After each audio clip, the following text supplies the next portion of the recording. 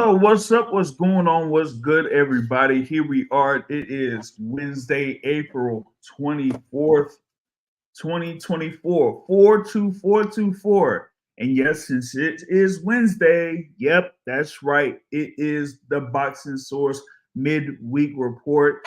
I am here still over in the West Coast here, so that is why we have it scheduled for 9:15 p.m. Eastern Time and 6:15 p.m. Pacific Time. And I have a great guest here with me as always. That is the host, the leader of War Week Boxing, brother Joseph Aaron. What's going on? Oh, that is such a nice introduction. Thank you, my friend. You are all class, James. And let me tell you, brother, it must be hell being stranded out there in LA where the weather is always awesome. Yeah, I mean, you could kind of say that. Like it's been a little bit cool, around this time. It hasn't been quite completely springtime yet, so you can't really see, the chicks out on the beach with the bikinis and all that type of stuff. Yet it's not that time yet. But other than that, it's been pretty good. It's been pretty good out here, So But you think you don't share the sentiment of the great Randy Newman, songwriter extraordinaire, when he was singing "I love LA"? Dun, dun, dun, dun, dun, dun, dun, dun, dun, dun. We love I it. Dun, mean, dun, dun. it's kind of like No, half and half. You yeah. know, I've kind of enjoyed a couple of things here and there around this area. Was able to catch the Clippers game last night, Clippers versus Mavericks. That was a very good game. Right on, Um, man. That's a lot of you fun, know, dude. so yeah, that was pretty cool. And outside of that, some things have been good to see. But outside of that, like man, work has really crushed me. You know what I'm saying? So Yeah. it's not like I could have so much fun out there in Yeah. Los Angeles. But try to make the most out of what free time I actually do have. So that's pretty much what I'm doing. Um, but we are going to, get at this here. We got a number of things that we're going to be talking about here on this midweek report. And the headline, of course, is of what happened earlier today, the formal announcements of a fight Mm. card coming to Los Angeles, California, BMO Stadium, which is next to the Los Angeles Coliseum, not that far from the Los Angeles airport. Of course, I would know since I'm like pretty much right there or at this Wow. current juncture. But it's going to be an interesting card to have there in Los Angeles, and it is courtesy of Riyadh Season. Now, yes, we did have on the boxingsource.net the rumor mill that Terence Crawford could be facing Israil Madrimov for the WBA championship at 154 pounds. Now that is a reality. And Well this done, my friend. time Well done. it is going to be in Los Angeles, not in Saudi Arabia. So there are a couple of factors there with that we're going to be talking about. Mm-hmm. And the other thing is we're going to go in depth of the fight card. But first, I want to just focus on the main event of the evening that will take place on August 3rd. And it Mm. will be this fight here, your three division, two-time undisputed world champion in Terence Bud Crawford going up against the undefeated fighter of Uzbekistan. There, that is the current champion, WBA champion, there at Mm-hmm. 154 pounds in Israil Madrimov.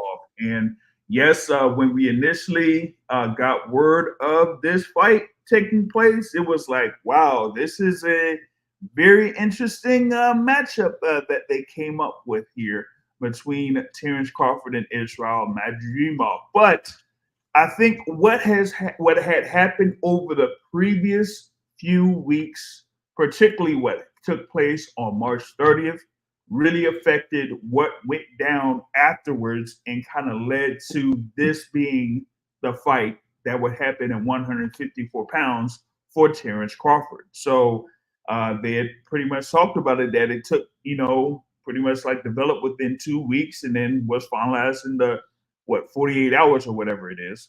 But now you have it there with Terence Crawford, of course, 40-0, and Israil Madrimov, 10 wins, 0 losses, and 1 draw.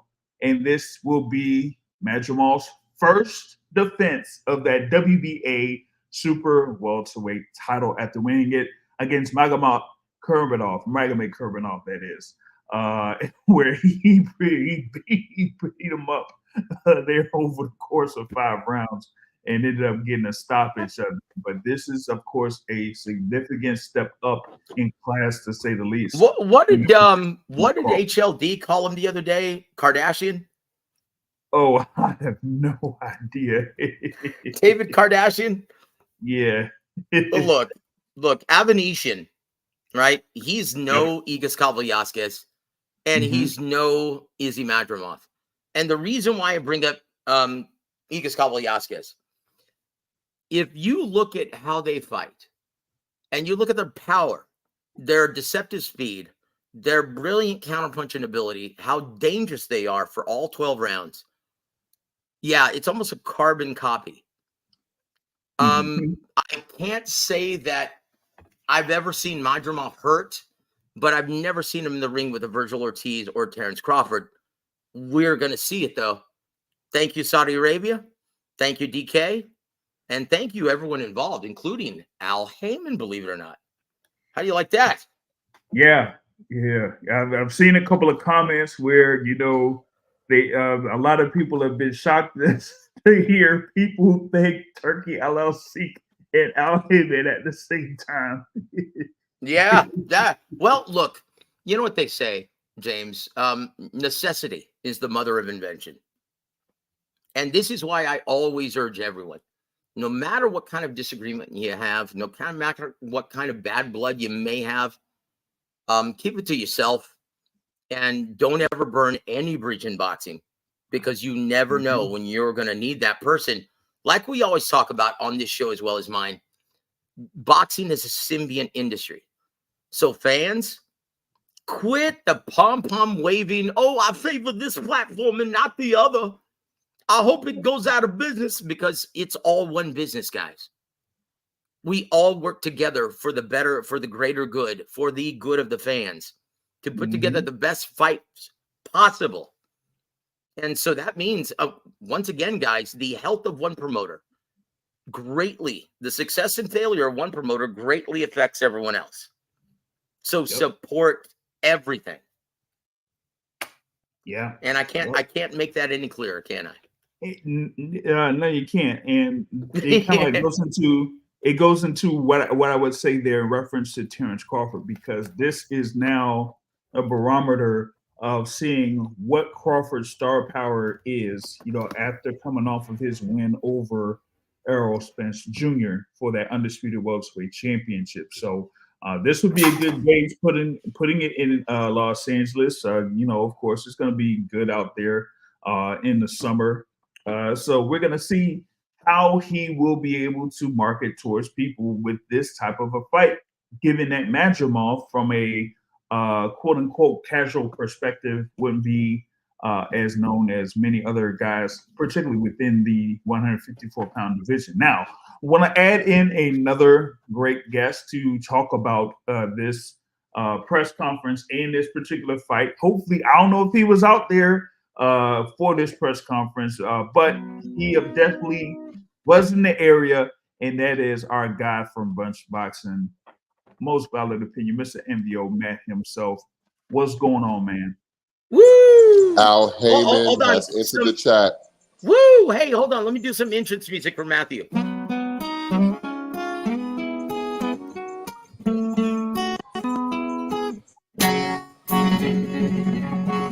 There you go, brother. He's the reason for the teardrops on my guitar. That's not what you were playing? My bad. That's not bad though. Actually, you got a nice voice, man, for sounding like Andre the Giant, kind of. But Al Heyman has entered the chat, man. This is huge for boxing.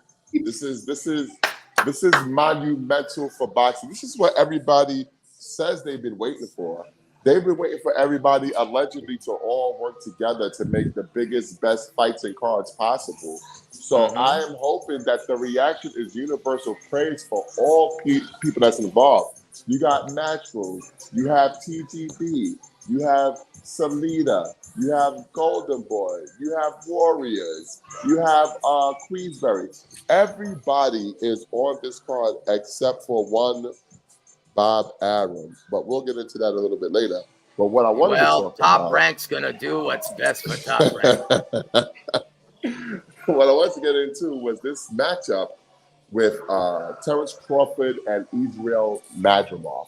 So I know that because Madrimov is not very well known, people probably think this is a walkover fight for Terence Crawford. But I've been talking to my guy Cliff Roll Boxing on Twitter. You know, the former managing editor of Boxing Scene, and he's a BWAA member and TBRB voter. He thinks that this is a very interesting fight because Madrimov does everything that Mean Machine can do, but better. And you know what's amazing? I just said that. Oh, really? Yep. Holy shit. So I guess all you like minds think alike. All you great minds think alike. Well, you can say great. Yeah, that's all right. Yes. Thank you. So it's a very interesting matchup to me.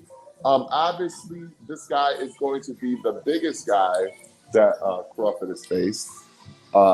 He's probably going to be up there amongst the most powerful punches Crawford has faced. And according to some people, he is one of the better boxers in the 154-pound division. Now, he does have a draw on his record against Michel Soro in a fight where everybody thought that Madrimov was robbed. So I don't really count that against him because we saw him knock him out the next time he fought him. What's really interesting... Well, Matthew, let's just be honest, Matthew. Struggling with Michel Soro is no big deal. That's no indictment of ability. Michel Soro is one of those guys that everyone goes out of their way to avoid. He's a spoiler. He spoils your style. And the fact that Madrimov actually successfully knocked his ass out, that is saying a lot, actually, brother. A lot. I love the first face-off. Listen, I don't need to wait till the weigh-in. Crawford knocking this kid out, though. You could see how locked in. You can see how locked in Terence Crawford is, man. I was like, oh, this is scary. This guy, he's feeling himself, and he's ready to do it again, man. He's ready to make history again and become what is going to be his fourth division. Whew. Yeah, let's go. Of course, he's a guy that doesn't play around in the gym and has been in, the gyms, whether it's been, over there at B&B or in Colorado Springs or taking some time over there in Vegas or whatnot. Like he stayed in the gym. So he's kind of like stayed around that, weight to where if he's getting up to the point where he could get to 154, then he's staying around that range to, figure out who he was going to eventually fight there at 154 pounds. And so, Madrimov has, those technical skills that a lot of those Uzbekistan fighters do have. It's going to be a whole different thing there going up against Terence Crawford, especially a Terence Crawford that, is keeping himself sharp and keeping himself fresh, while, having this little bit of an extended layoff in between fights. To be honest, I don't give a shit how skilled Madrimov is. I want to know how big his balls are, how big his heart is, because Terence Crawford makes cowards out of the best fighters. So this is what I was going to say, and this is what I was telling James earlier, that the comparisons to Igas Kalvayasquez are justified. They're both very deceptively fast. they both combine speed with power, because when you combine speed with power, like Canelo Alvarez, you sacrifice volume, but they're counterpunchers. So as long as Terence Crawford uses that beautiful, intelligent jab of his from different angles, he shouldn't have any problem. I mean, and we've seen Igis Calvillosa get buzzed and get stopped. The only reason why people are saying that he's better at this point than Igis, because he hasn't fought anyone at Terence Crawford's level, and he's never been buzzed. We're going to find out exactly what Madrimov is made of, but I will say this: he's got youth and on his side. But boy, Bud Crawford, when you live that Spartan lifestyle like he does, I see him having a very long shelf life. And he's showing no signs of stopping at this point. He is, I am really looking forward to this fight, Matthew. Like, honestly, I can't wait to see what Terence Crawford can do at 54. And I can't wait to see. I just hope, because he's facing another counterpuncher, I just hope his timing isn't, I hope he doesn't suffer any ring rust, because James Toney once told me the fighters that suffer from ring rust the most are counterpunchers. This is why he always stayed in the gym. That's why he was always such a gym rat. You couldn't tell by his physique. But James Toney, he loved to spar. And he insisted that nothing prepares you for battle like hard sparring. He didn't believe in the conditioning stuff. And obviously, his physique says it all. He said, you know what? We're going to find out. And that he told me ring rust is it hurts counterpunchers the most because they depend on that timing. Exactly. It's a whole thing with timing when it comes to counterpunchers, because you want to get that feel of, when your opponent is, throwing shots or throwing punches and, not really, waiting for things to happen. So you want to be able to have that quick twitch reaction, or as quick as possible when you're a counterpuncher. And if you're not, in the ring or not as active, you don't really get that timing down, or it doesn't come as second nature to you, So that's the thing that we're gonna see here with Terence Crawford. But I think he'll still have like the physical advantages, and he still has a reach advantage here against Madrimov. I think it's gonna be something where, as long as Crawford is staying in the gym and keeping himself sharp and ready, like, he should be able to not have that many issues here with Madrimov. But I mean, we'll see, man. I mean, we've kind of seen a couple of upsets here and there, particularly this year already. We'll and the next one may be coming up on May 3rd, or May 4th, Cinco de Mayo weekend. Woo! But we'll see. I'll tell you what's interesting about this, though. And it's obvious, and I really love the fact that Turki Al-Sheikh from Saudi Arabia has this pension set up for the old timers. It's almost like the old timers games in All-Star Weekend, right? Leo Santa Cruz versus Abner Mares 3. Is there any reason why Abner Mares should be fighting still when he's blind in one eye? They shouldn't approve that fight. They didn't formally announce it here, but yeah, you know what? I think there should be something else there if you're gonna have Leo Santa Cruz return and be in Los Angeles. I don't mind the fight, to be honest, because anything to get Abner Mares off of Amazon is fine by me.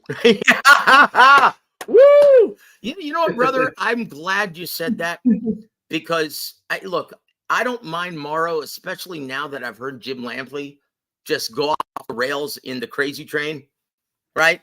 Talking all kinds of nonsense, saying that Dave Benavidez is going to be the first Mexican-American heavyweight champion, and he punches as hard as Mike Tyson.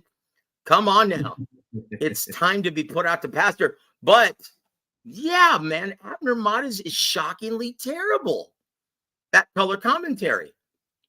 Like, I love Abner. And once again, we met him when he was in town at Showtime. We hung out with him at our favorite Mexican restaurant. We took him, and he still wears sunglasses indoors. And do you know why?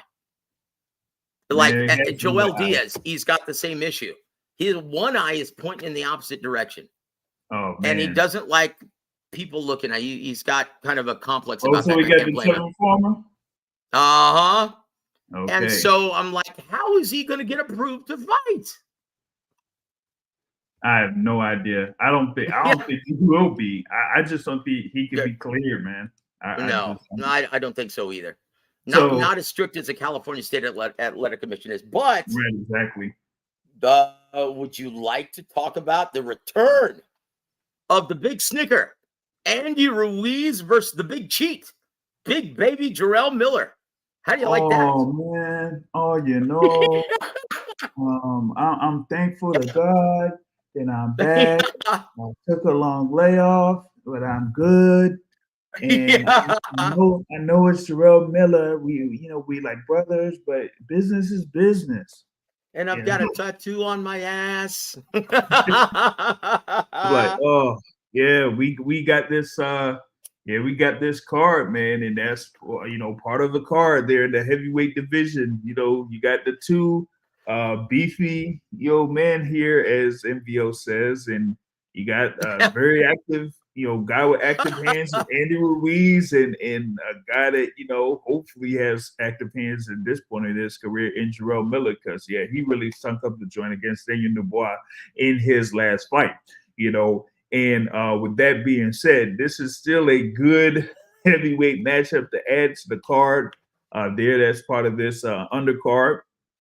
And then you also have Pitbull Cruz, Isaac Cruz against Jose Rayo Valenzuela. And this is interesting for the first balls to the wall, brother. Isaac Cruz's 140-pound title, WBA title. And you know what? I like this fight mainly because it is not Jose Valenzuela versus Edwin De Los Santos. I'm sorry, I don't want to see Edwin De Los Santos in a... Well, you know who De Los Santos is going to be fighting, right? Another non-ticket seller. Seen another. I've seen another rumor about that. All right, let's hear it, Matthew. So, brother. As the story goes, allegedly he's going to be fighting Gary Antoine Russell. Not Gary Allen Russell. Not Gary Allen Russell, and it could be under Matchroom Boxing. Well, that I was told is not happening. I was told that the Matchroom thing is much ado about nothing. I was told that this fight is actually going to be on the Tank undercard. Wow. Well, look, I will say this. If Gary Antoine Russell had some trouble against Francis Barthélemy in terms of, well, let's just face it, the Dominicans and the Cubans, they're very, very good, crafty counterpunchers. And with Antoine Russell's style, he gives you a lot of openings and a lot of opportunities in which to counter effectively. And that got him into some trouble early in that fight against Edwin De Los Santos. That might be trouble. He's going to get his chin checked, and we're going to find out what both men are made of. And that is like peanut butter and jelly in the ring. I can't wait to see that fight. If the rumor is true, Matthew, that is a great, great fight. Sign it up, brother. I have some comments about that card, and I'm kind of like disappointed because I'll be in. Wait a minute. Did they move it to Vegas? Yes, they did. Oh, yeah. It's going to be at the MGM Grand Garden Arena. It'll be the MGM Grand Garden Arena, and it will be on June 15th. I'm not too hot about that. I was hoping that would be in the house that Juan Diaz built. Yeah, I have another great guest that's joining on here. Of course, he has a great YouTube channel. Of course, y'all have checked it out. And that is our guy, Brother Jamil Parker of YSM Sports Media. YSM is in the fucking building. What's good? Where is my steak? I'm broke, baby. Shit, man. I don't forget shit, bro. I'm steakless in Seattle. Oh, boo. That's hilarious. That is hilarious. How you doing, brother Jamel? I'm good, man. I was at the press conference earlier. I want to say this, right? Fans have their Crips and Blood, they promoter beef where they siding with guys and happy with guys, leave other guys, and all. It's fucking creepy. But for the real boxing fans, that's always wanted these guys to work together and to make the fights. I don't think that they're saluting them enough for putting aside those petty beefs and getting a mega card done. This is what we said we wanted. Okay, when they give it to us, give them their props. Yep. The only person that's not present is Bob. And from what I'm hearing, is T.O. thought that, he was worth more than $5 million, which is weird, but I can't tell him what to take. But as far as everybody else, man, Rayo versus Pitbull is a fight that I never knew I wanted, but I do. Yep. When I heard Virgil and fucking Tim Tszyu for the co-main, I'm like, I tell you what, Tim Tszyu's got some balls, brother. Listen, I said it yesterday on social media. Right now, for my money, Tim Tszyu is the biggest gangster in boxing right now. Hell yes. Listen, he comes off of the fight that he had there on March 30th, and then turns around and fights a guy that pretty much called him out. He's going to be back before Fundora. That's the wildest part. Like, how does that work? And well, that look, like honestly, it's the fights out there in 154. Well, look, James, this is the only way to get fans off of that ridiculous stigma that you're trash, you're damaged goods after one loss. Oh yeah, that's it. That's the only way. So they don't have time for that loss to gestate and digest, and just oh gosh, just get back in the ring. That's why no one really cares too much about a loss in baseball. It's all right. We'll get them tomorrow, because you've got that marathon of a season, and when you lose 60 games in a season, that's actually a good thing. That means you won 100 games, right? And so we need that. We need our stars. We need our hungry young fighters to stay active, so boxing fans start to develop that healthy amnesia. That's a win-win. Yeah, most definitely. And that's what you want. You want your fighters to continue to compete and get right back at it and say, you know what, I took a minor setback, but I'll get at it and challenge the best that I could possibly can in order to get my, in Tim Tszyu's case, world title again. Also, respectfully, when Floyd Mayweather starts talking about his boxing record, just turn it on. Turn it off, because that's one of the issues that we're having. If you notice, MMA fans pay fucking $80 to watch a dude with 9 losses that they've seen lose the last 3 fucking fights. But in boxing, Deontay Wilder has lost to 2 gentlemen, and he's a fucking bum. He's a hype job. Like, no, that doesn't happen in the other sport. And what I'm saying is, the father of this generation of boxers and of fans is Floyd Mayweather Jr. And he indoctrinated us in this, you need a O in order to be great. Before him, none of our favorite fighters were undefeated. Not one of them. No, not one of them. One of them.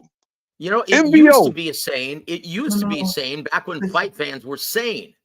It used to be a saying that, well, if you're undefeated, that means you haven't fought the best competition.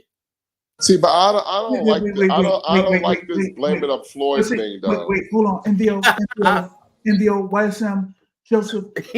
Listen, my thing is this. I'm a winner. Inside the ring, I'm a winner. Under the lights, I'm a winner. Outside the ring, 50-0. It's 50-0. We ain't ducking the judge of nobody. It's all great. Yeah, but here's the thing. Have you ever read Forbes? Floyd has fought everybody that we wanted him to fight. So I don't like when we make that comparison. I Yo, think the problem is yo, you're people wanna over- be- You're but people wanna overlooking be it. Floyd, but listen, people want to be Floyd without understanding how much work Floyd put in. No, yo, Matt, you're not listening, though, man. Brother, it's not that Floyd didn't fight anybody. It's the fact that Floyd basically burned in people's heads that if you don't have an O, you aren't great. Yeah, that's exactly what. Look, and to Floyd's defense, it's not his fault. The imprint and the influence that he's had on this generation of fighters, let's just be honest, it's been downright detrimental. Because this is an epidemic. And Positive and negative, Jamil, though, Joe. Well, yes, sir. Look, it's been great for the sport when he was competing because he put up numbers that we've never seen, right? And he brought that to the mainstream, and he made fans out of haters. Like they would purchase this just to see him lose. That's right. That never happened. But I will say this, it's an epidemic, though, and it's been a cancer on the business of boxing. And I'll tell you, even at the club level, Jamil, and you can testify to this, everyone wants to be Floyd Mayweather. I've got club fighters that we're offering fights to, 4-rounders. Hey, we're going to stick you in with this guy. Great style matchup. It's going to be a great fight. But let me ask you a question, Joe. Yes, why is it they want to mimic Floyd with the O, but they don't want to mimic the hard work, dedication? Because when I think of Floyd, I don't think of the undefeated record. I think of hard work, dedication. This guy's always in the fucking gym. This guy's always working.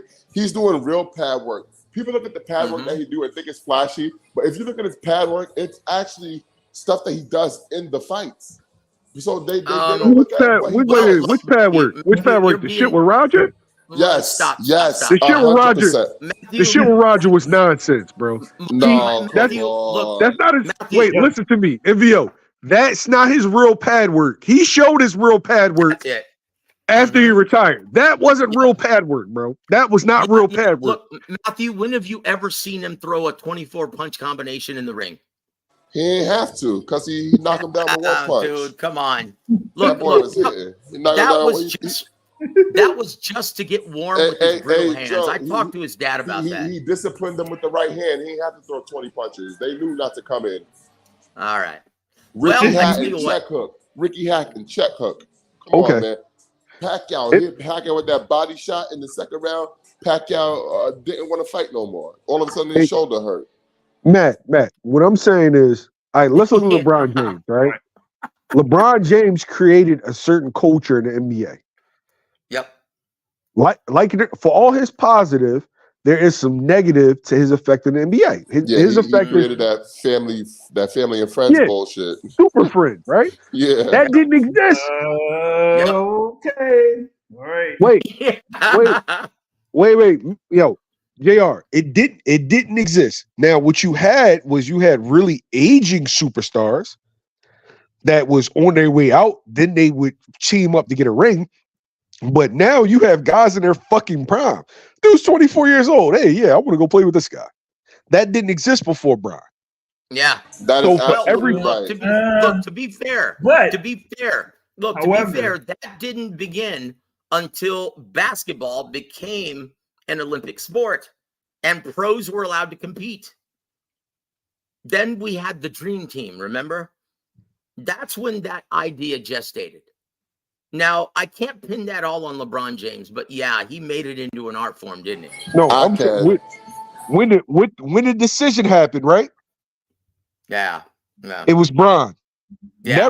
Never at that point had a top 3 player ever jump ship. Miami Heat. And then right after that, what did you see? You saw fucking Kevin Durant said, "Fuck it." Like, but I think, but even with that, right? That was a product of two things. One, the way that the NBA Players Association affected the free agent market for where they could pretty much have free reign everywhere.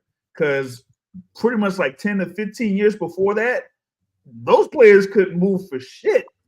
They couldn't move for shit. I know. But JR, what I'm saying is the guy he created just like Floyd. These fighters are more business savvy now, which is a plus. But oh gosh, every no, it's not a plus. Yes, it is. Yes, it is. No, it's not. Yes, it is. For I every can give you 5 reasons why it's not, but go ahead, sir. No. It's a plus because boxing is predatory in nature. So for the last fucking 100 years, you've had fucking promoters, managers, and fucking middlemen fucking I gotta make sure I say this right. Taking advantage of fighters. Not true. Yes. No, Joe. not since Hey Joe, you fucking crazy. Listen. Not since the legislation of the Muhammad Ali Boxing Reform Act has that taken Oh place. my God, stop it, bro. Before that, yes, indeed. I will say this. Here's the reason why most people think so. Because they don't understand the fine art of promotion. Like, look, if you're not a big ticket seller.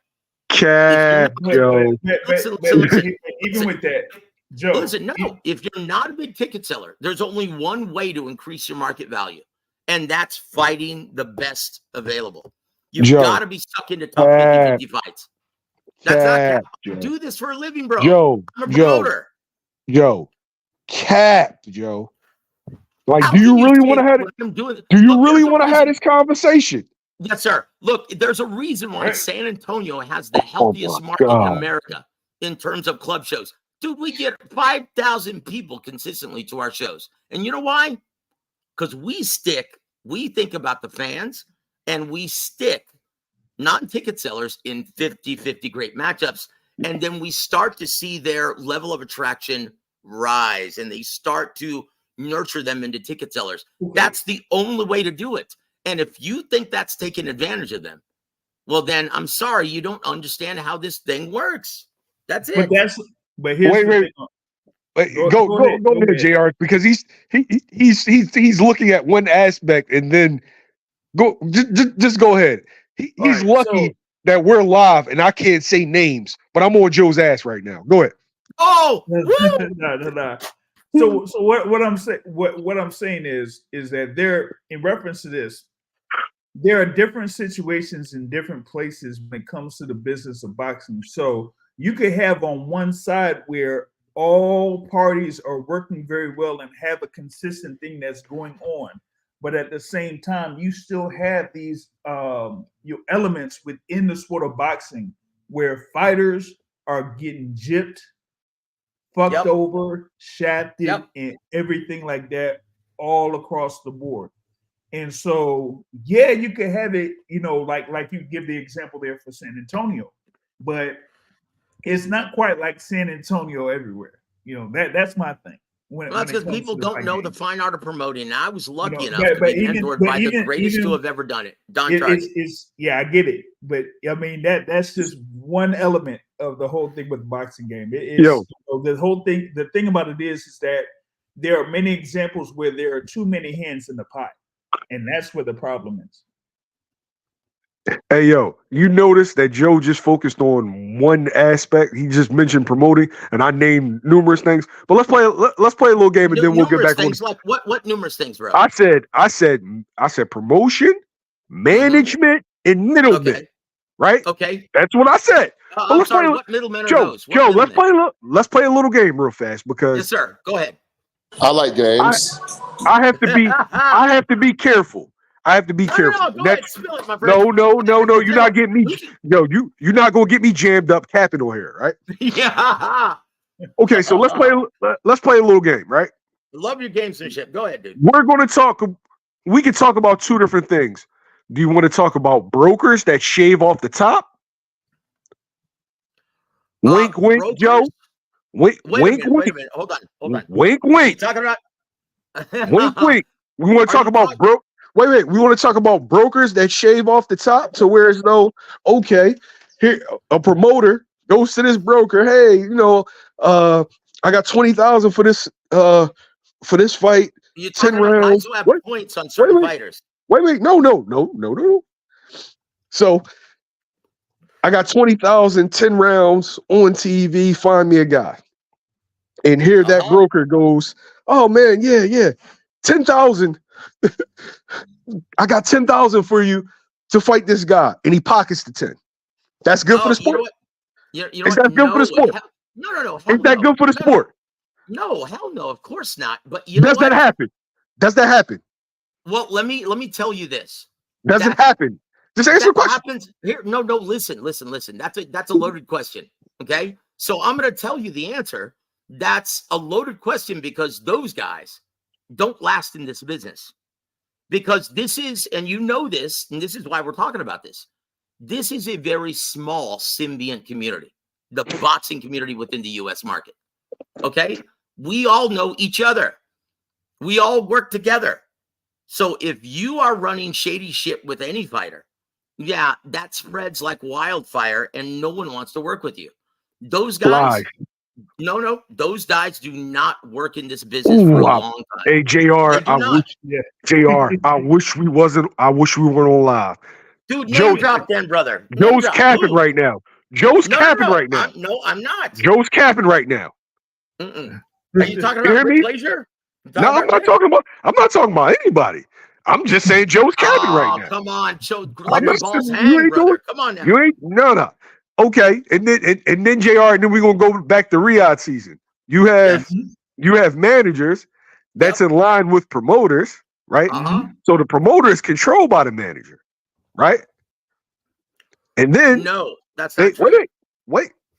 What? Let me finish. All right. You'll have a manager and a promoter. The promoter is controlled by the manager, right? Then go ahead. Hey Joe, are we gonna play this game, bro? Are we gonna play this game, yo? I'm just saying. Look at. Are we gonna play? For example. Hey Joe, are you gonna let me finish, Joe? I'm sorry, my friend.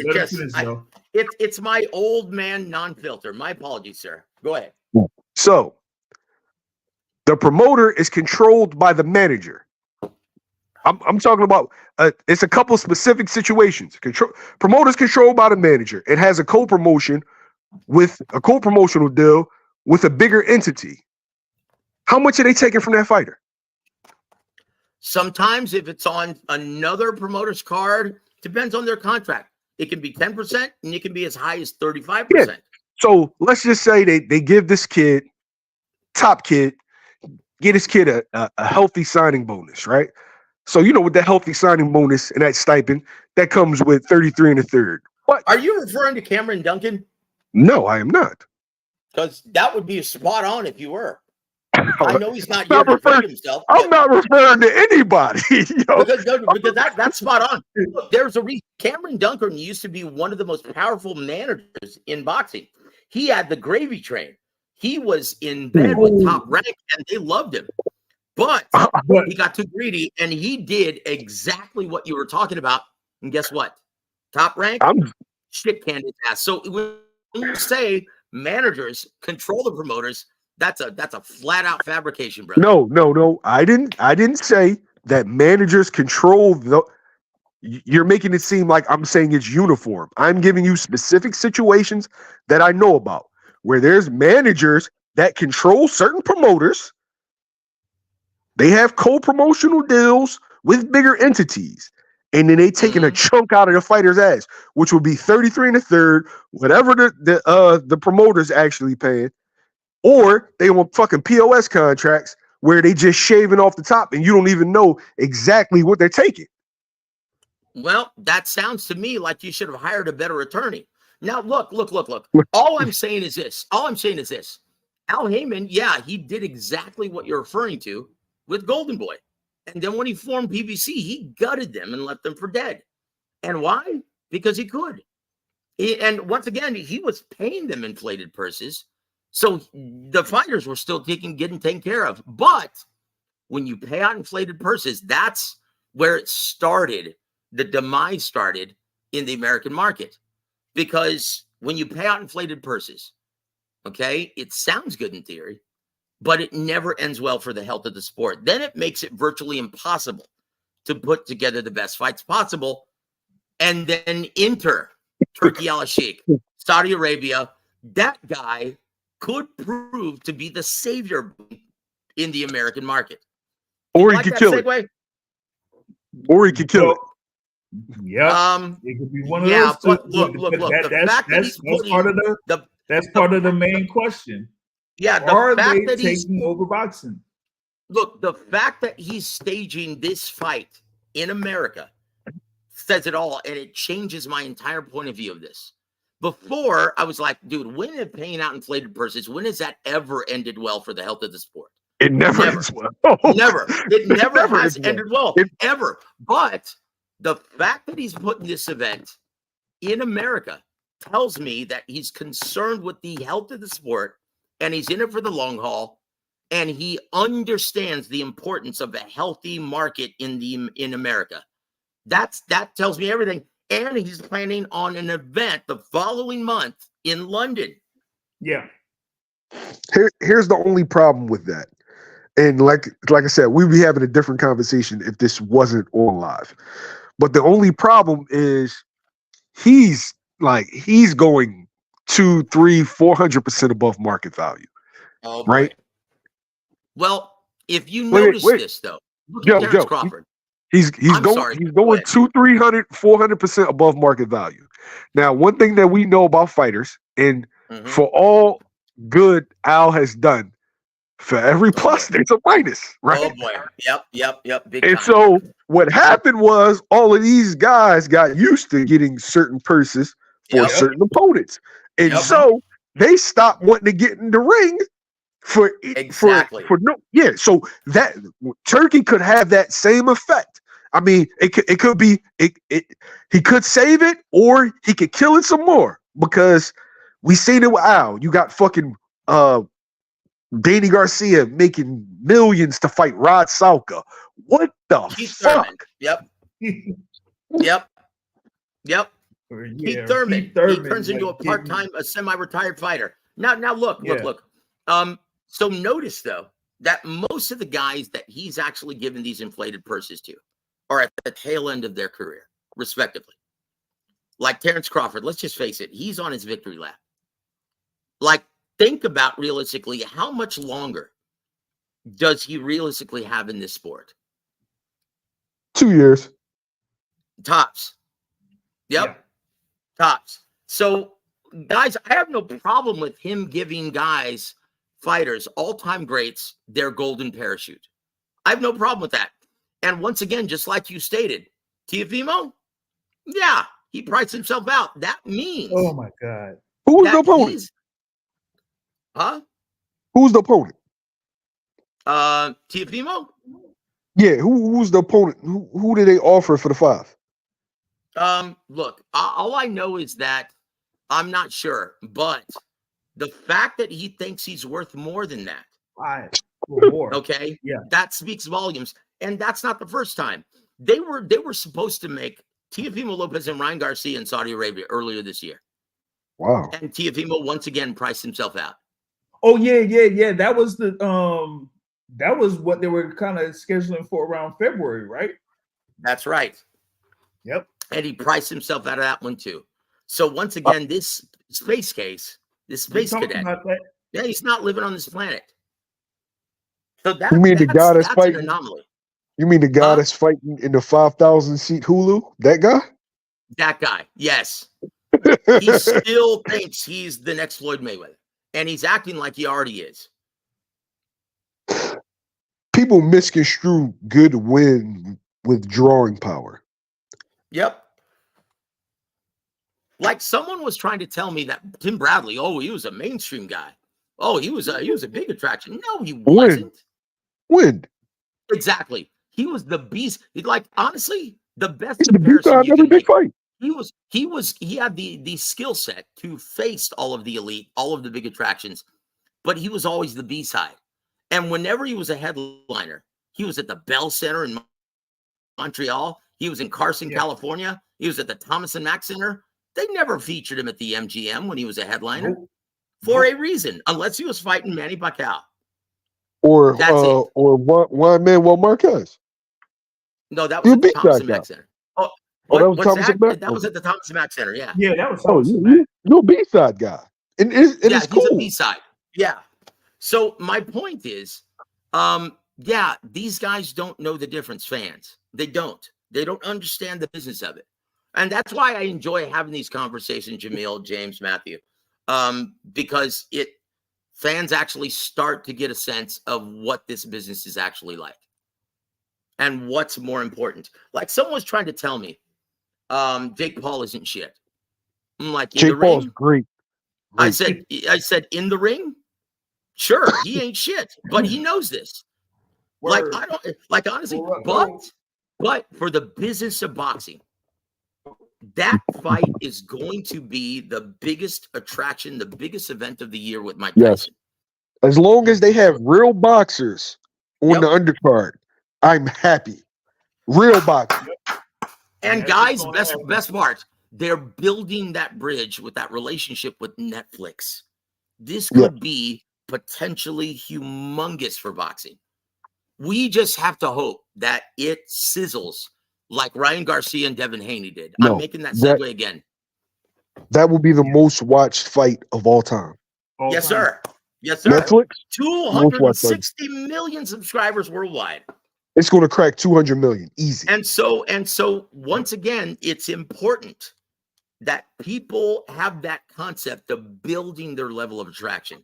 And going back to what we were talking about in my point, Jamil, the only way to build attractions, if you're not a ticket seller initially, don't have a big fan base initially, you have to be stuck in tough 50-50 fights.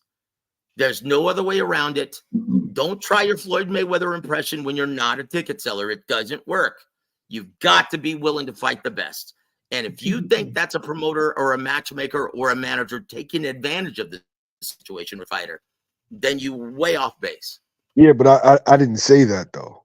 I didn't say that putting them in tough fights was taking advantage. I'm still trying to figure out then how a promoter takes advantage of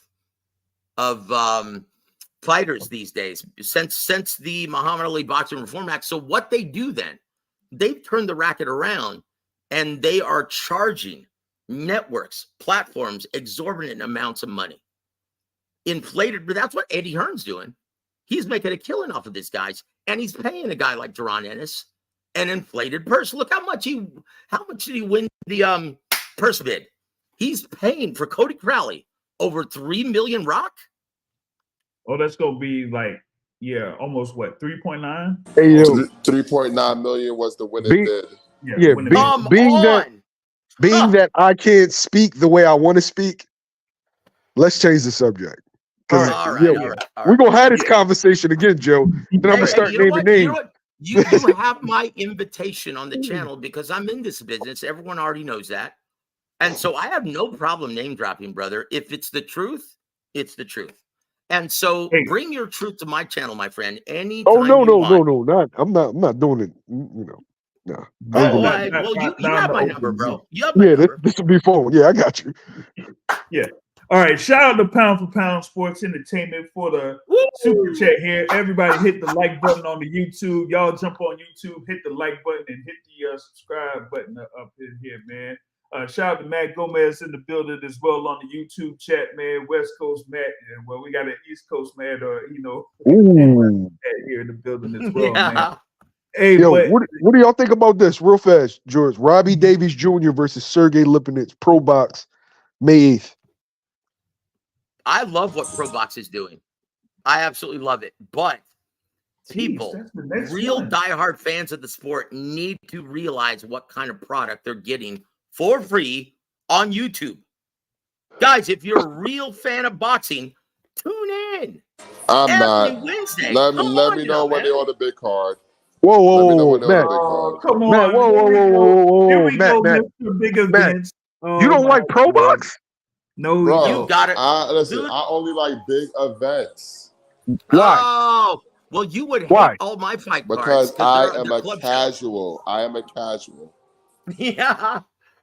I like, bro, Pro Box is one of the best things to happen to boxing. Listen, I ain't say the fights ain't good. I didn't say the fights ain't good. Listen, Hot Rod got a Morrell fight based upon winning his Pro Box fight. So they're serving as a feeder. Yeah, they're serving basically as a feeder system for the bigger cards. So I like that they have their place. I love what they're doing, and I love everyone who's enjoying it.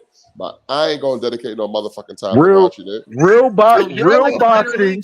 No Twitter bullshit. No Twitter storylines and arguments. Just fights. Yeah. Yes. Even fights. Yes.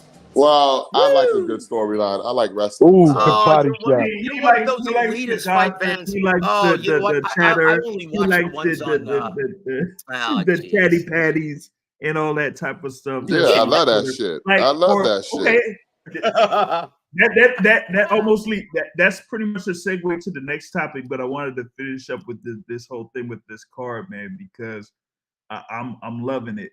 I'm loving it. Yep. You got Andy Cruz in there against Antonio Miranda. Of course, a veteran there in the 135-pound division. You got that David Morrell Jr. in there. So you got two Cubans there against Hot Rod Rodriguez Kalajic, who I mentioned earlier. Who just fought on Pro Box. They fought on Pro Box March 13th. I saw him knock out Sullivan Barrera and almost send him out the ring. I tell you what, Kalajic is going to get his ass whooped. Yeah, Kalajic had won a few fights out there in Pro Box, so that's what this eventually does. It builds up to this particular point to where you get in position for a big fight like this. And of course, we talked about the whole thing with Andy Ruiz and Jarrell Big Baby Miller. So of course, you got two. I ain't gonna say what Matt says. I ain't gonna do it. All right. So and then you got Tim Tszyu against Virgil Ortiz Jr., man. I'm loving this fight here. Virgil Ortiz said that he wanted a fight with Tim Tszyu, and Tim Tszyu's coming off of that bloodbath that happened on March 30th against Sebastian Fundora and getting right back at it. And then, of course, another fighter from March 30th that was like the fan favorite out there, Isaac Pitbull Cruz, is making his first defense of that WBA title at 140 pounds against Jose Rayo Valenzuela there. And you're going to have two guys that will be coming forward, or, Valenzuela will have a little bit of mixture of boxing and brawling, but it's going to make for a great fight leading into the main event. Terence Crawford against Israil Madrimov, WBA 154-pound championship. We got a question on the YouTube chat. Is this on Amazon or DAZN? No. The world may never know. No, guys. I already know this to be true. They're going to show this on DAZN, guys, and it's not going to be on pay-per-view. It's going to be on regular DAZN subscriber, so they can boost subscriptions. So, guys, get your damn subscriptions to DAZN and quit stealing this shit. I already have to get DAZN. They got two of my guys on there, so there it is. And there it is. There's no reason not to do it. All right, well, maybe one of y'all could cash at me the price of a DAZN subscription. I appreciate it. Hey, yo, Matt, you don't watch local cards? No. Why you think DeBella moved to Philly? Why do you think Broadway Boxing's in Philly now? Hell no, nobody don't support that shit. Yo, y'all don't like boxing, do you? Like, come on. I'm a casual. No, he's a boxing elitist. I like big events. He's the boxing elitist. I like big events. Oh man, I like big events and I cannot lie. No, sorry guys, that was bad. My apologies. Yeah. Speaking of big events. So before we go into James, before we go into Haney Garcia, I've got a letter that you wrote to Casey Kasem. Here it goes. And I've got a letter from James Bell. And it says, Dear Casey, everyone seems to be piling on top of the current WBC welterweight champ at this time, Devin the Dream Haney, and finding joy in his misfortune. Word of advice, champ. Get up, dust yourself off, and quit crying like a little bitch. So, Casey, I'd like to make this dedication to Devin. We Are the Champions by Queen. And there you have it from J.R. Bell. I paid my dues time after time. From time after time, I found my sentence. I don't even know the lyrics. Sorry, Matthew, go ahead. Sing it, brother. I've committed no crimes, This is not open mic night. Shout out to Jay Cargill. Shout out to Jay Cargill. Oh man. But yeah, now what is it? You got a whole bunch of back and forth. This is the stuff that Matt lives for. You got Bill Haney, Mister. Why don't you just knock it off? And that stuff that Jamil and I can't stand. And you got Floyd Mayweather talking about. So what beef do you have with me? Like, what's going on? What is beef? And told me when the fights are happening, I'm watching Pro Box right now. There it is. There it is. I love it. Love it. Yeah. See, and that's the thing, man. You got these real fights that are happening there, on Pro Box TV, like I said, twice a month or every 2 weeks. They put the cards on out there in Lakeland where there's barely any lights when you try to find the arena. But you get great action there. So you definitely have that. So, but, on the flip side with the, whole gossip stuff, the whole thing for social media that, gets, goes viral and that type of stuff, that back and forth between Bill Haney and Floyd Mayweather, man. I guess, Joe, you said that it might lead to something. What are you thinking? Well, look. Two grown men. Jamil, have you ever heard of two grown-ass men who don't have a whole lot of time on their hands air out their dirty laundry in public rather than giving someone a call privately and hashing it out like men? Have you ever seen that ever? No. No. Guys, this is contrived. Go ahead, Jamil. No, I was just going to say the worst that's going to happen is they're going to meet up and then fight, but never on social media. No. I'll tell you, guys, this is some Floyd Mayweather WWE magic. And once again, he feels like, okay, let's really build this thing. Let's build off of the momentum of this event that caught fire at the 11th hour. Let's just face it, guys. I'm going to release the numbers, reveal the pay-per-view numbers tomorrow on War Week Boxing. And James is going to be my co-host along with Chief Funky. And we're going to have some very special guests. Matchmaker, Kevin Rooney Jr. How do you like that? From Matchroom Sport. And that's we're going to reveal the official pay-per-view numbers for Ryan Garcia. And let me tell you, anyone who was hoping that the only reason why Garcia and Tank sold that well was because of Tank, well, they're going to be very surprised or disappointed because the numbers are exciting. That means, can you imagine the numbers for the rematch? Guys, this is a contrived effort. You're going to see Floyd in Devin Haney's corner. And this was the very first act. This was the very first part of the soap opera of Haney Garcia. They're going to build to a rematch, an eventual rematch this fall at 147.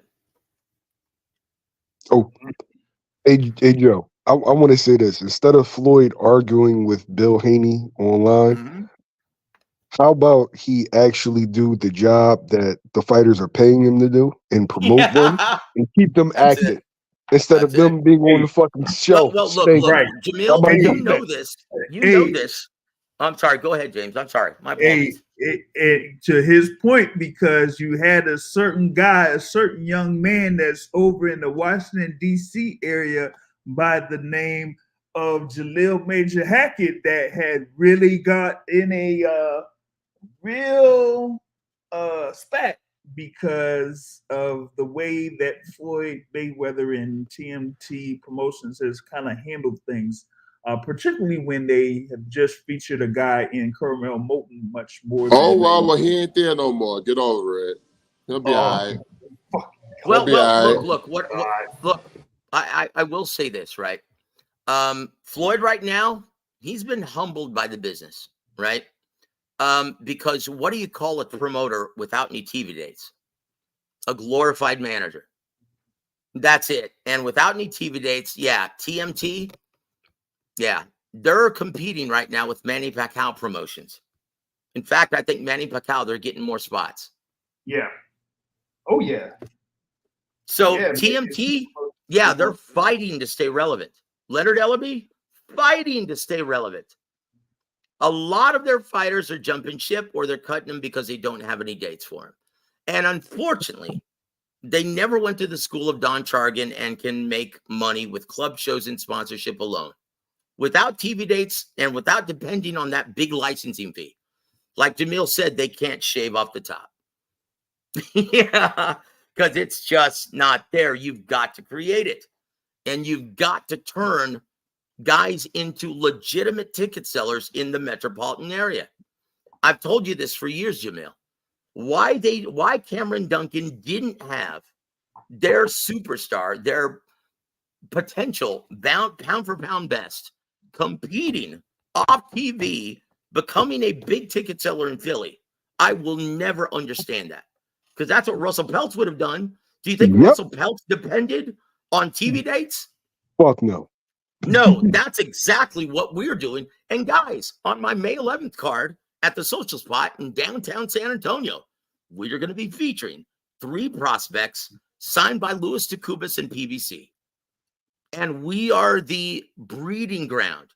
And we've been hired to nurture and cultivate these guys into big ticket sellers in one of the healthiest markets in America. Hallelujah. So guys, real boxing, man. Area, real boxing. There it is. There it is. Dude, it's amazing when you actually know what you're doing in this promotional racket. You don't bleed money and you create ticket sellers. You create attractions. You create fights. You create fight cards. You don't depend on, like you said, the TV dates in order to make the fights. You just make the fights. That's it. That's pretty much what it is. You know, you don't sign fighters because you become invested monetarily, and then you have no choice but to keep them in their winning ways. So if fighters don't want to work with us, we don't want to work with them. Okay, but we have a proven track record. Look at Bam Rodriguez. I was the ring announcer for his 3rd, 4th, and 5th fights in San Antonio. And I'm very proud of the fact that we turned him in to a budding superstar. And now Eddie Hearn has never featured him in San Antonio since.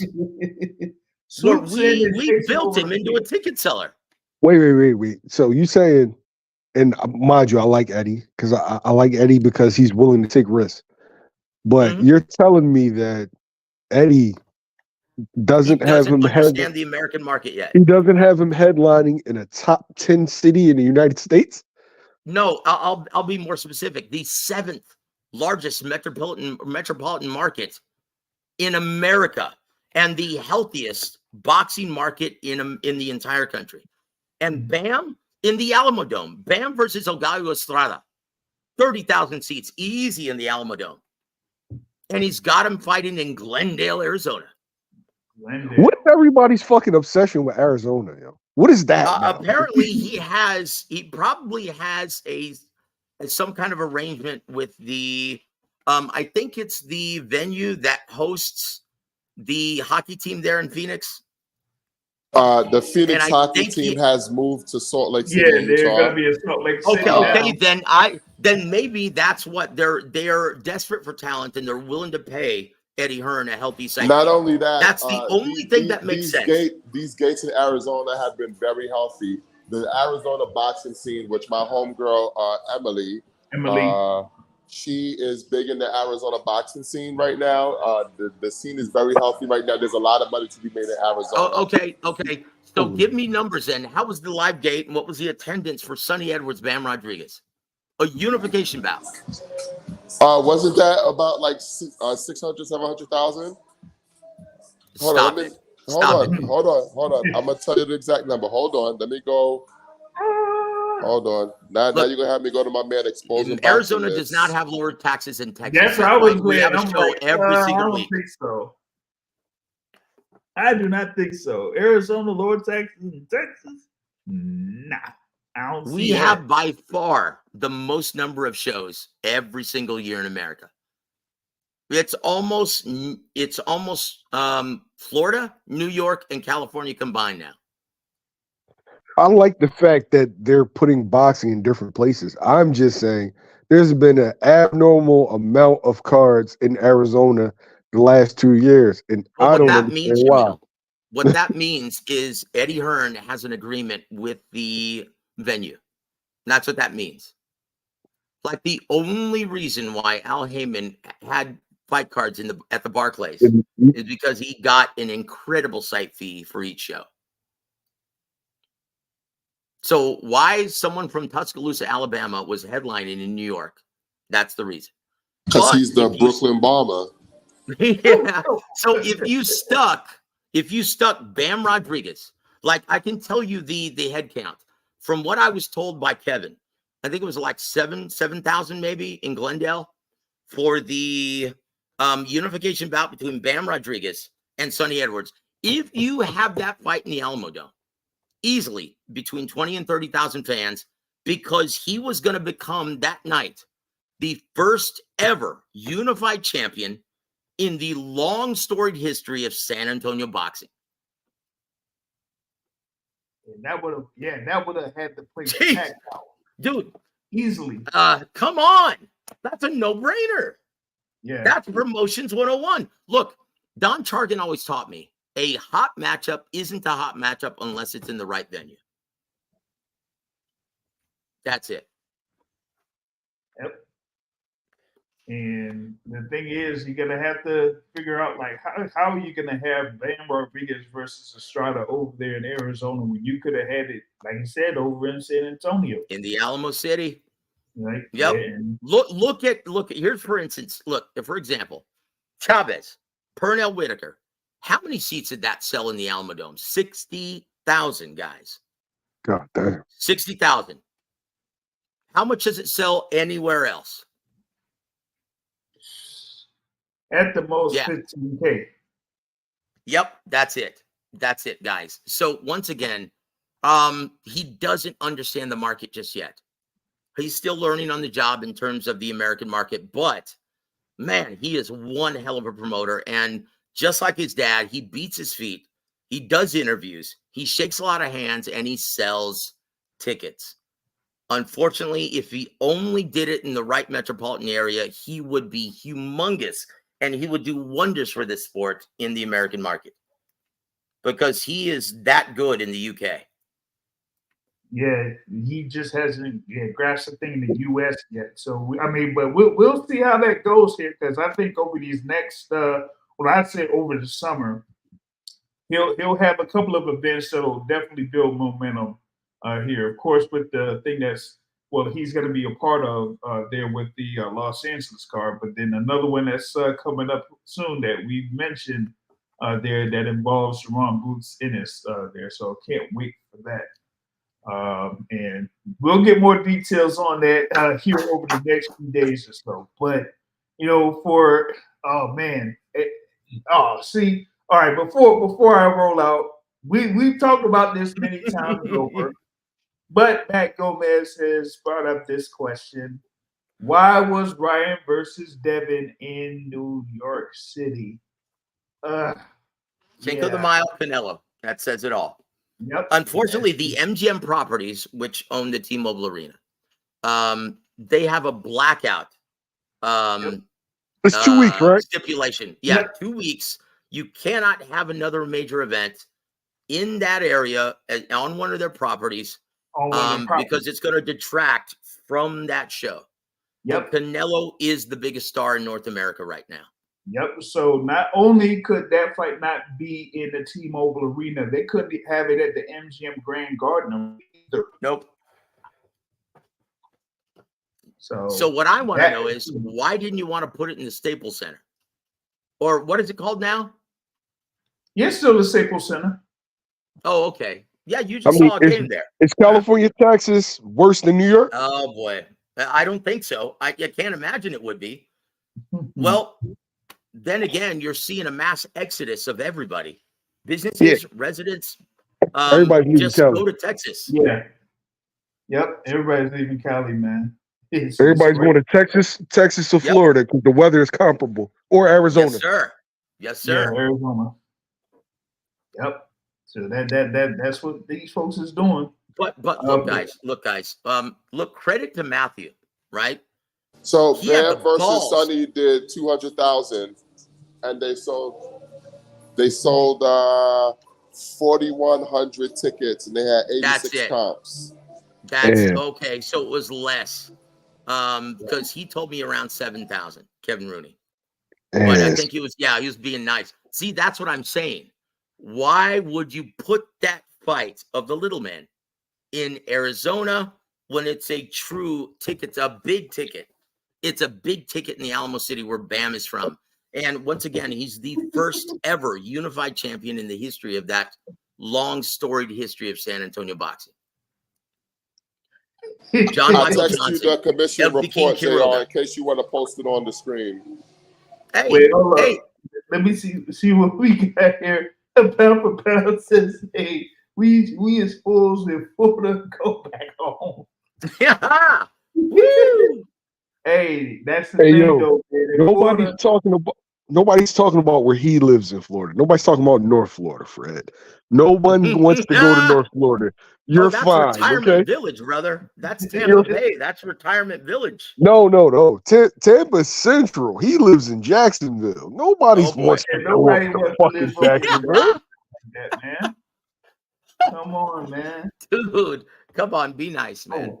But honestly, I truly believe that it's one of the biggest fights that you can make at this time. You've got to strike while the iron's hot if you're a promoter. Everyone involved knows this. Goldie knows this. Eric Gomez knows this. Eddie Hearn knows this. You make the rematch. It would sizzle and possibly approach 2 million purchases this time. Haney, Ryan Garcia. It would be massive. And regardless, look, I'm tired of hearing all the criticism of Devin Haney right now. Because honestly, it takes two guys to make a great fight. And he let his balls hang in the center of the ring. And, well, they were kind of terrible miscalculations. And, I will say this. With all his fans proclaiming that he's a generational talent and the next Floyd Mayweather, why the hell did he fall for the very first trap that Ryan Garcia set up for him? Jab, jab, jab, left hook off the jab. He never saw it coming. Because he couldn't duck out of the way of the left hook. That's it. He wasn't prepared. Look, I will give Matthew a ton of credit because he called this. He was only one of the only guys I know of that was consistent in predicting a Ryan Garcia victory. I hope you made money from that, Matthew. Well done, brother. Man, fuck man. Not enough for a steak. Not enough for a steak, I'll tell you that. Woo! I gotta check his draft. I gotta check his DraftKings and FanDuel account. I don't believe that shit. He's got fake money.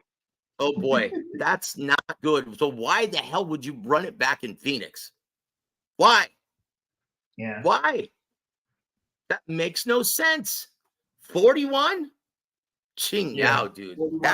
Dude, we had more than 4,100 sold at our last club show in San Antonio.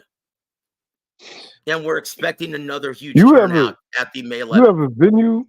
You have a venue, a club show venue that has over 4,000 seats?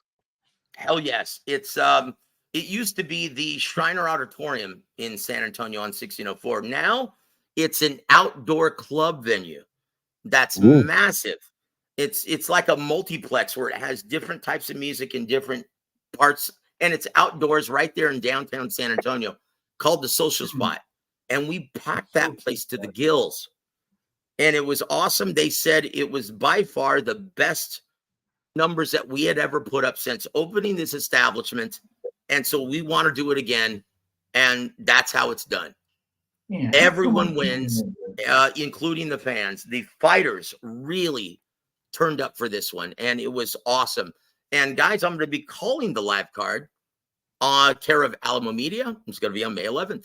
And my special guest commentator is going to be the one and only former WBC super featherweight champion of the world, Jesse James Leha. How do you like that? Jesse James Leha. Yeah, of course. One of the legends there, man. Woo! Yeah, that would be great. That would be great.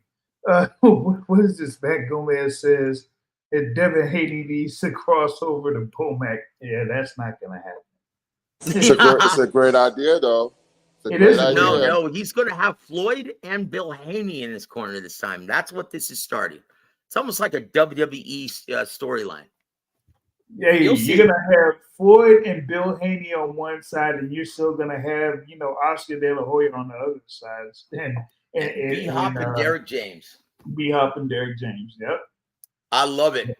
The dream team in promoting a super fight. And look, I promise you this, if they do make the rematch, what I think they're going to, at 47 or 44, whatever, belts don't matter at this point. It's going to approach and possibly breach the 2 million purchase mark. That's how you promote a fight, guys. Well, I mean, I guess that kind of gives a hint on what they had initially for these numbers for this pay-per-view. So I don't know what you're talking about, Big James. Woo, man. Yeah, it did very well, my friend. Yeah, they cashed in, man. They definitely cashed in. And right, remember, we talked about this last week. It was starting to catch fire. Yep. Yeah, that was true. It delivered. And thank you for the fight fans showing up and enjoying a spectacular event that sizzled in the main event. Yeah, that was just awesome. No thanks to Harvey Doc. Oh, you mean Dave Chappelle? Yeah. But with that being said, man, that is this version of the midweek report here. Big ups for everyone that's joined this conversation. Brother Joseph, hold on. Before you sign off, James, can we ask Matthew to close us out with some Taylor Swift, brother? Please. Oh, you have an insane voice, man. Come on, Matthew. Let's go, man. No, when I like his voice. Come on, 15 man. And somebody tells you they love you, you're gonna believe them. And when you're 15 and you feel like the world just spin right around, well, count to 10. This is life. All right, that's enough. Taylor. That is awesome. No, you could have chosen another Taylor Swift song, man. Hey, we can't be talking about 15-year-olds. My mind is telling me no. Hey, I'm kidding. Please don't come after me, Ryan Garcia. I'm kidding. So he has a voice that sounds like he should be singing Teddy Pendergrass. Instead, he sings Taylor Swift. I love it. Love it. Oh, man. Turn out the lights. Boom. Boom. I love it, man. Now, when you hear some Teddy Pendergrass, that means it's time to get it on with a lovely lady. He always set the table for the main course. Hallelujah. Long live Teddy Pendergrass. Hotel and seeing if I could find a few here around here. That's what we'll do. I'm gonna hit the bar in a few minutes. Yo, woo! Tell you what, oh, man. Woo! James on the prowl. Love it, baby. Oh man, but that Single is man in La La Land. Woo! For sure. That is our midweek report. Big ups for everyone that is listening live on YouTube and on X. Y'all hit the share button, y'all hit the like button, y'all spread the word about the Boxing Source. And we'll be right back at it. Hopefully, I'll be back in the East Coast by Sunday to do the Boxing Source podcast. Yeah, hopefully you'll be alive tomorrow and not hungover. Oh man, no, you don't have to worry about that. Come on now. But yeah, with that being said, that is this version of the midweek report, and we will catch y'all on Sunday. Y'all, peace out, y'all.